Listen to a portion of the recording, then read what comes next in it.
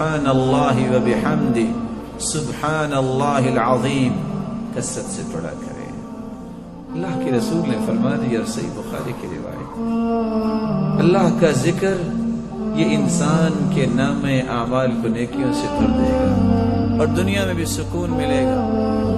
الذین آمنوا وتطمئن قلوبهم بذکر اللہ الا بذکر اللہ تطمئن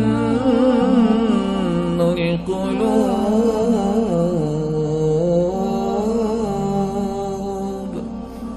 اللہ نے اگر انسان کے دل میں سکون رکھا ہے تو اللہ کے ذکر سے ممکن ہے۔ سبحان اللہ و بحمدہ سبحان اللہ العظیم اگر لمبا ہے آپ اس کو چھوٹا کر سکتے ہو۔ دوسری روایت کے الفاظ یہ بھی ہیں، من قال سبحان اللہ و بحمدہ 100 مرہ حطت عنہ خطاياه وإن كانت مثل زبد البحر۔ جو شخص 100 مرتبہ یہ کہہ دے سبحان اللہ و بحمدہ، بس 100 مرتبہ کہہ دے، اللہ ذوالجلال سمندر کی جھاگ جتنے بھی گناہ ہوں تو اللہ انہیں